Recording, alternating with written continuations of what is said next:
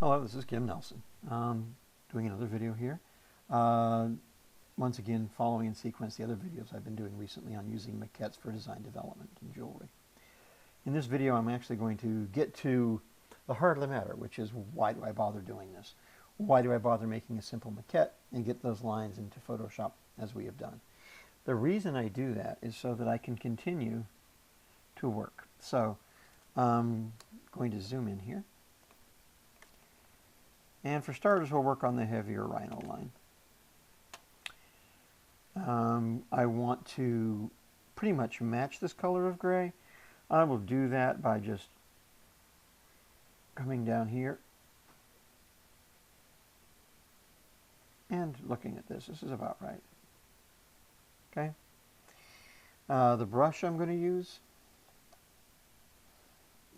I tend to use the Happy HB, and I tend to put it at roughly 6 pixels.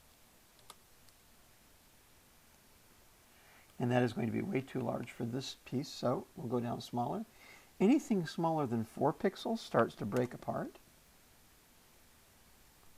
Okay. So actually, see, in Painter you can get down finer. In Procreate you can as well. In Photoshop, really, if I go down to 3 pixels, I can start to get breakup of my line in a pretty unfortunate way. But that's not too bad. It's all right. I'm going to want to go a little bit darker. Okay, so I'm going to draw on this to try and get the effect that I want in the actual ring. Okay?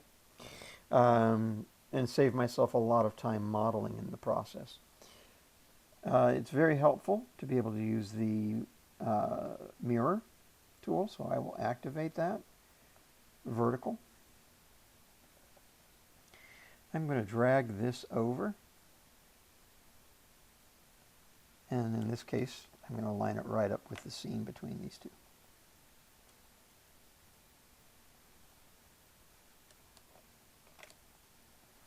Okay, so I've got that. I'm now going to go back to my brush tool. I'm going to increase the smoothing on this brush to stabilize it a little.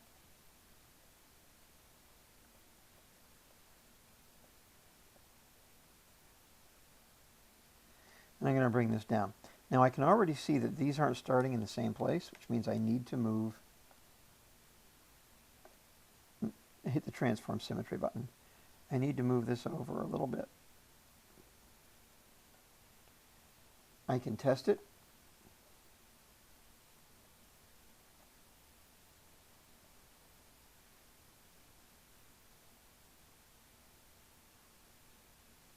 It's a little too far.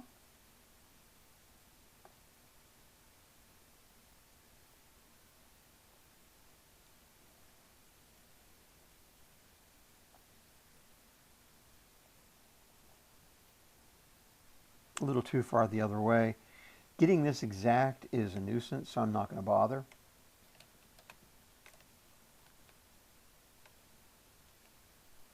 Yeah.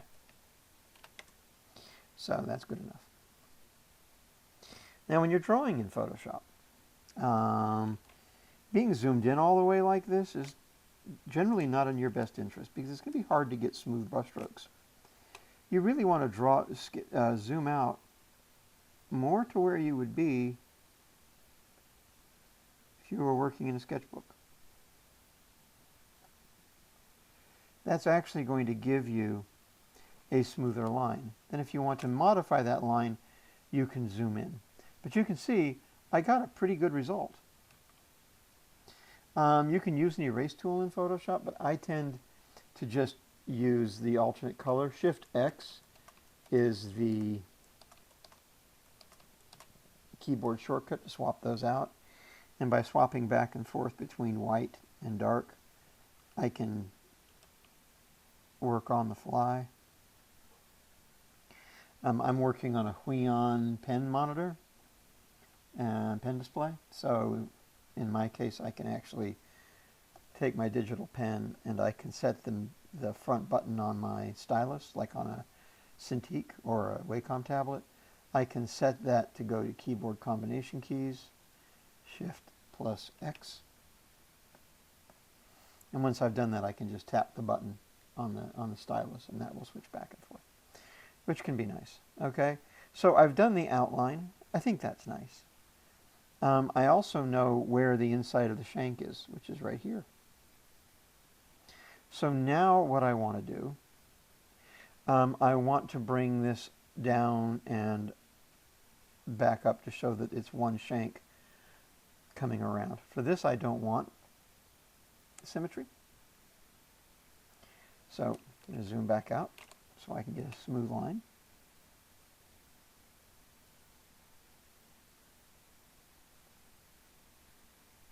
I'm going to draw this to what I think it would be. Okay, that's not bad. What that tells me, though, because it actually gets fatter coming down here, is I would actually like something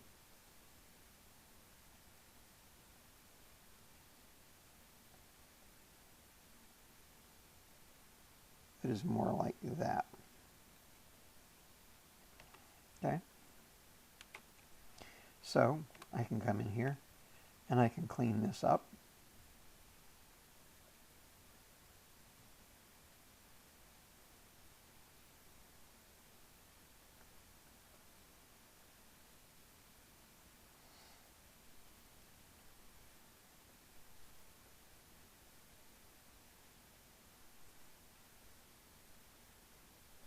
Now when you're erasing, it's a pain to have smoothing up.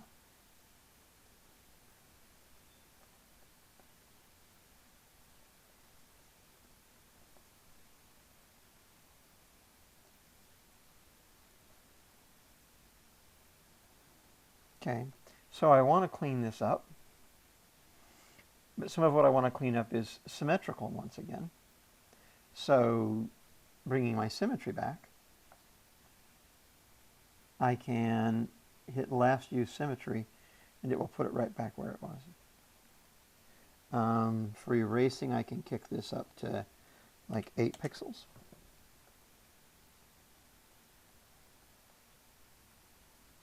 And I can make pretty short work of tidying this up.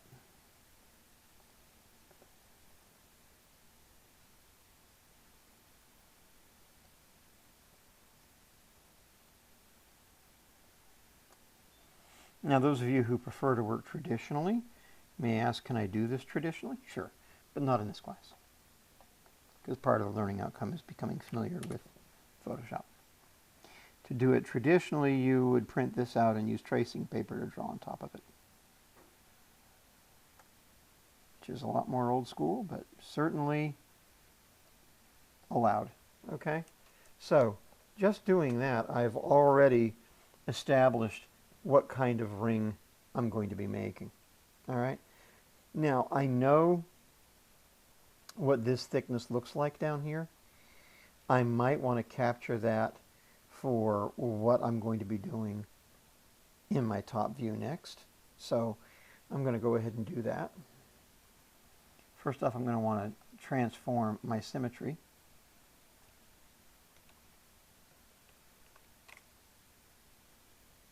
By the way, I don't need this window for your symmetry. Doesn't really function for any other purpose but to demonstrate where it is. Okay, but I can grab this now. I can hold the shift key down and do that with it, or I can just change it to horizontal.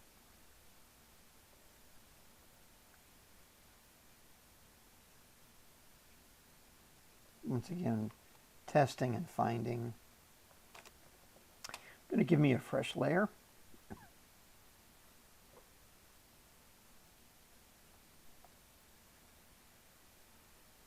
Okay, so I'm going to add a new layer in Photoshop, and then I'm going to test and see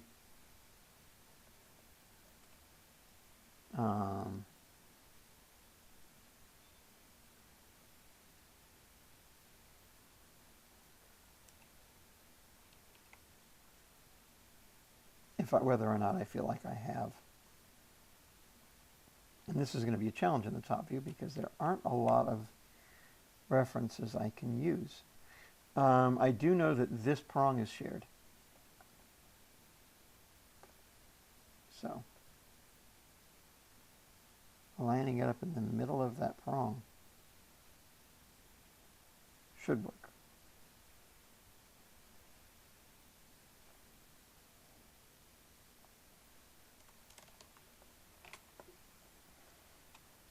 I'm going to make a copy of this side view layer. Actually, I'm not. I'm going to use a marquee tool. Drag a marquee around it, and I'm going to use Control-Shift-C. That copies everything I can see visible all the way down to the canvas, so I don't have to worry about what layer I'm selecting from. And then Control-Shift-V pastes it back where it was. Hit the Move tool, which is V on the keyboard shortcut. Set it to multiply so I can see through it. Hold Shift key down, use the rotate the corner. And then I'm going to move this so that it's centered pretty much on that shared prong. Right? In fact, I could have it run right through it if I wanted to. It doesn't make a lot of difference. The key is I'm just trying to get a visual for how thick that shank is going to be.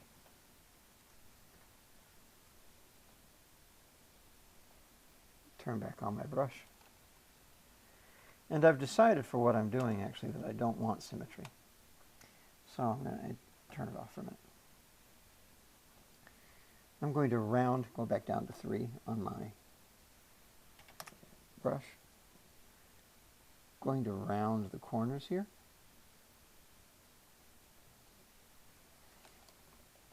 I'm going to drag a guide from the side ruler so I know how thick my shank is right here. It's about right there.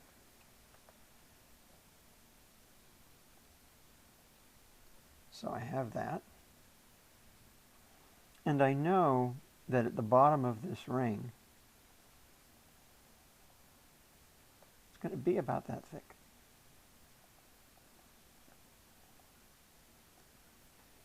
Okay. By the way, one of my favorite things in Photoshop is how easy it is to rotate. I hate to draw canvases straight up and down. I don't know why. Always have.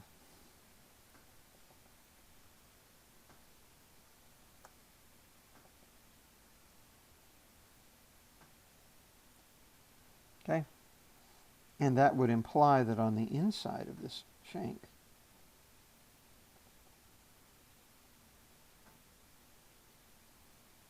it's going to do something, or maybe not that flat, something like that. And it's going to insinuate that this curves a little bit to come up and meet it. And it's probably going to bump this out a little bit so that I can come smoothly into this thickness at the bottom of the shank, which I think I've underestimated a little. Now you can see this is all sketching, right? It is so much faster to sketch this than it is to model it.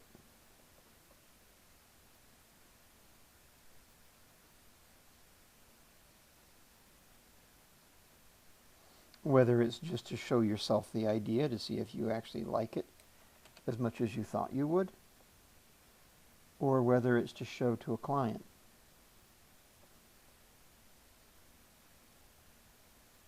I need to estimate where I think this falls, and I think it falls right here.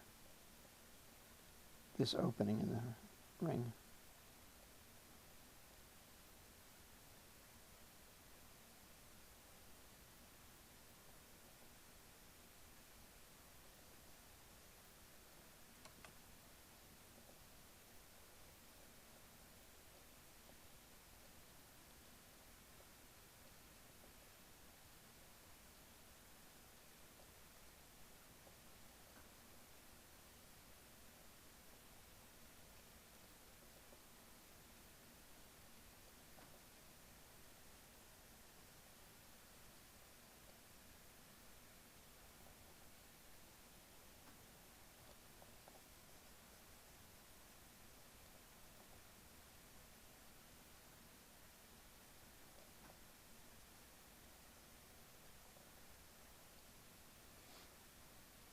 like so.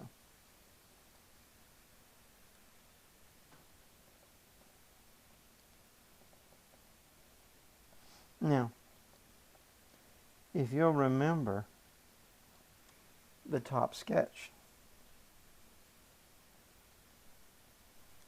of this ring, just no longer open, I'm sorry to say. Let's see if I can find it in the files. Hopefully I saved it up here.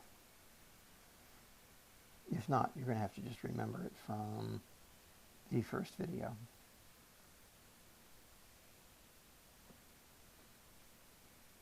Yeah, I don't see the thumbnail here for it. I know where to find it. It's worth finding for you.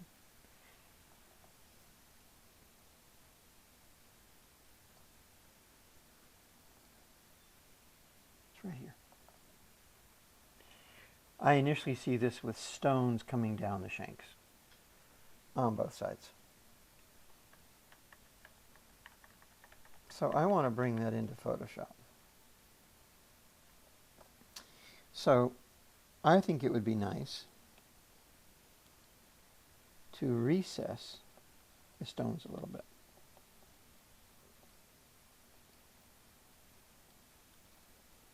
To create a soft sculptural indentation here. Going to put in kind of a soft indication line.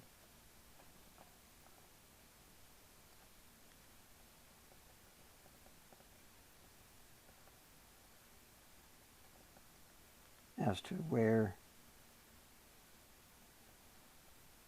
these are kind of at.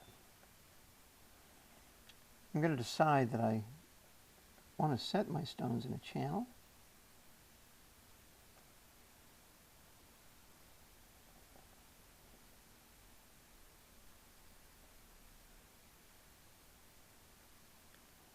And I see that channel being something like that. I don't like the elbow or the sharp corner I'm seeing right there.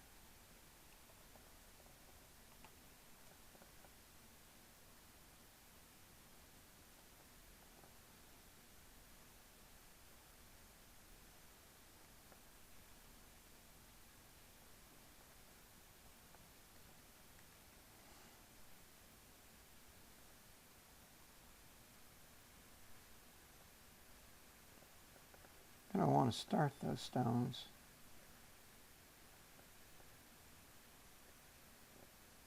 tucked underneath the girdle of that center stone a little bit. In reality, they would actually be nudged up. I'm actually going to put this channel line a little lower.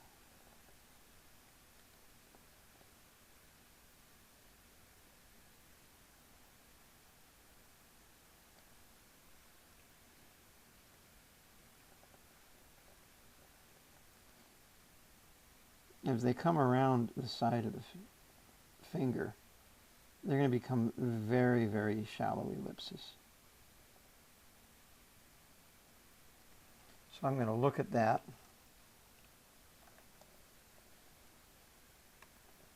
And see what I think. You'll notice I don't erase very much. It's more efficient to do your drawing first, and then when you know what it is you want, erase what you don't want. Otherwise, you have a tendency to draw and erase the same mistakes repeatedly. Whereas if you leave your previous unwanted line work down there, you can recognize it as being what you don't want and hopefully not draw the same mistake again.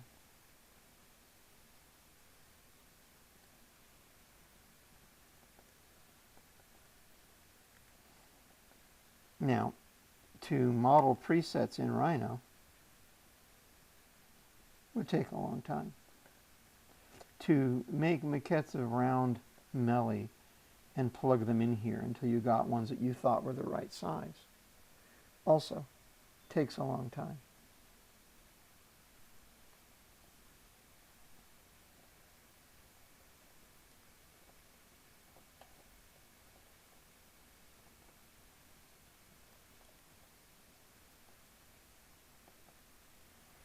If you have a soft corner, in sketching, the way that you show that is with a broken line.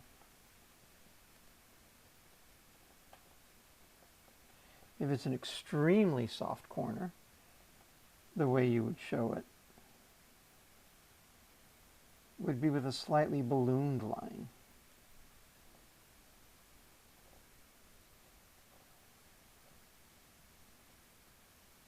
You can see that, and you would want to lose the edges a little bit. In illustration, we call it finding and losing, and that's what this is. This is really an illustration.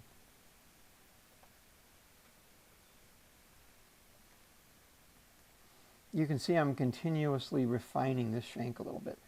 I'm finding it a little clunky. So I'm coming back into it, and I am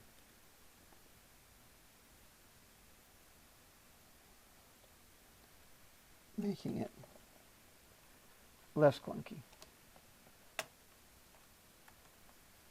The keyboard shortcut for rotate is just R.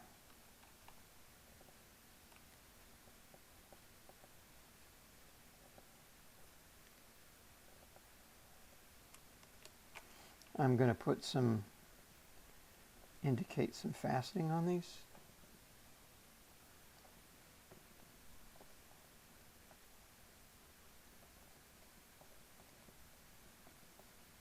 I'm going to put in some shared prongs.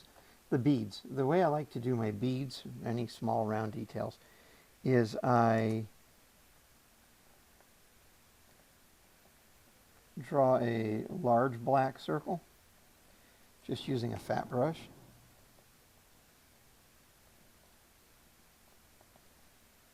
And then I decrease the size of that brush and paint away the middle. It gives me very carefully executed little lines. There would be a bit of a prong or bead there. Okay, so I have that going. This is going to be crease because I want this to round.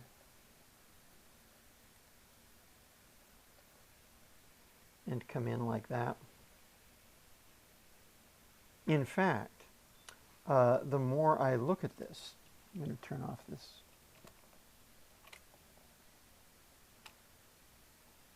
The more I look at it, the more I wonder about this tongue of metal that extends beyond the stone.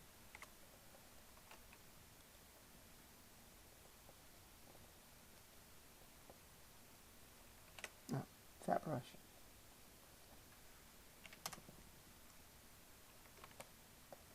Resist the urge to draw too close in. It really does affect the quality of your lines. Also makes you take a lot longer.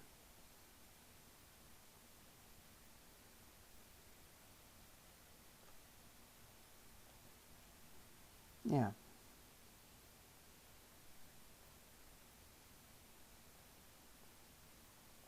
I'm thinking I want something more.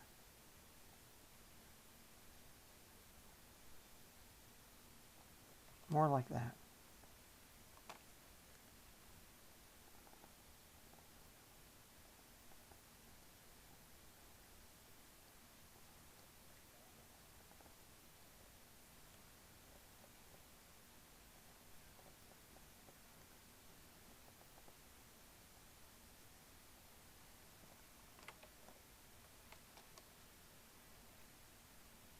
In fact, I think I would like for the end to be concealed by the edge of the stone.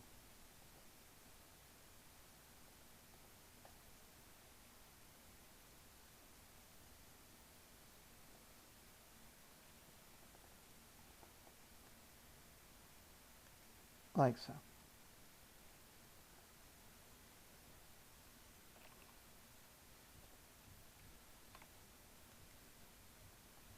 Okay, so that's pretty decent. Still feels a little heavy through here.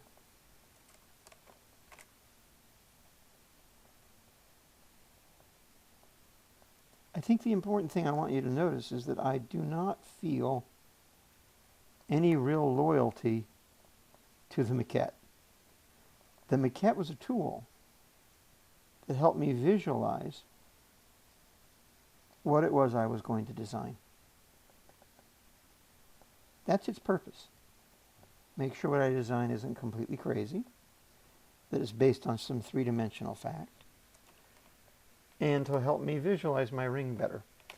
Okay, I'm going to want to rotate this around and use it symmetrically on the other side. So I'm going to put a couple of dots in the middle of those two prongs.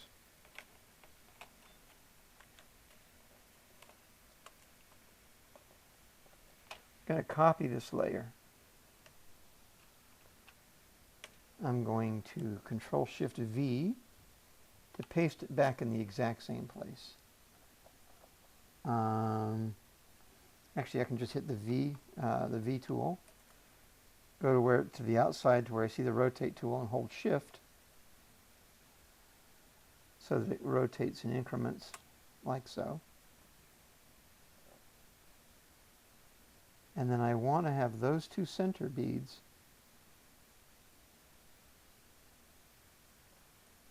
show up in the center of the same two prongs. Okay? It's never perfect, by the way. I wish it were. It isn't. But it's not bad. Now I can erase this if I want to. I can use a selection tool to Control X to remove things that are overlapping that I don't want overlapping.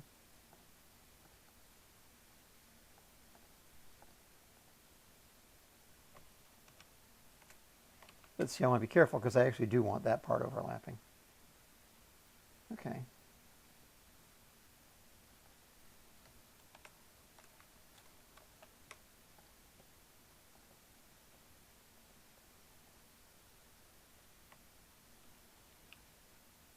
Fine. Okay. That's enough. Going to merge these together.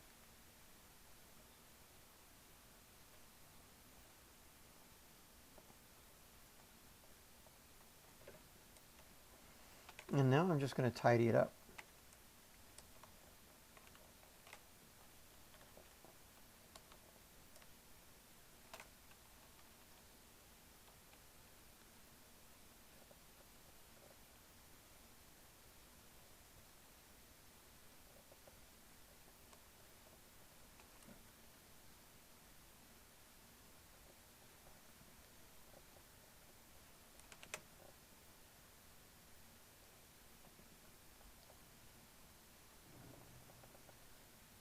Basically, when you want to do short, fast strokes, you turn smoothing off. When you want to do long, graceful strokes, you can turn it on.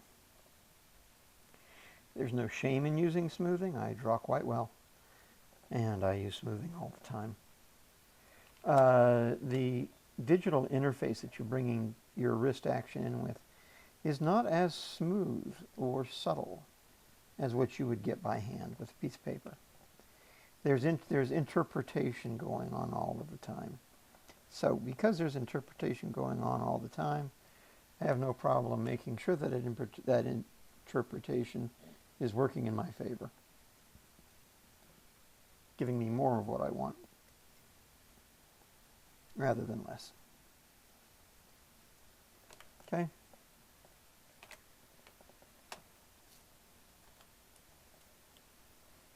To rotate back up, I just hold the Shift key as I rotate, and it snaps it back up. Okay, so now there are things that I could more details I can bring in, of course. I can bring this over to capture the edge of that stone and indicate here, new layer, that this is actually the line between these two.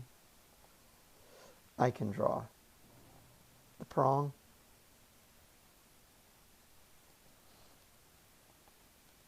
Front and back.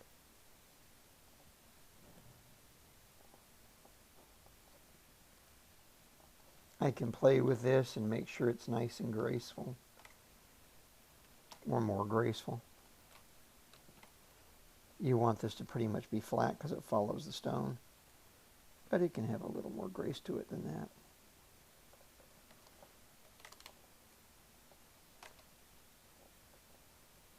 Depends on what I'm using it for. If I'm using it for me, I don't need this because I already know what's going on.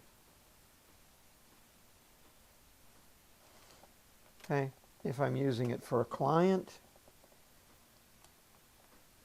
then yeah, you know, I might go to the trouble to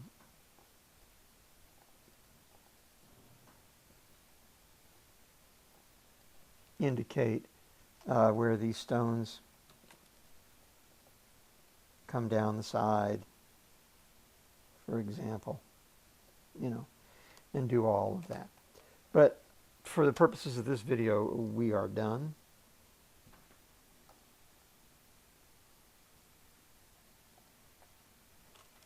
Okay, so anyway, I hope that helps you see. I was able to, in a comparatively short period of time, really refine a design based off of a very simple blocky maquette. This is what it's for, because now I can either go back and do a finished model if I want to, or I can finish this design up nice and render it. It'll be smart enough and accurate enough that I'll be confident it'll go through the shop without trouble. Okay, so anyway, that's it for tonight. Thanks for watching.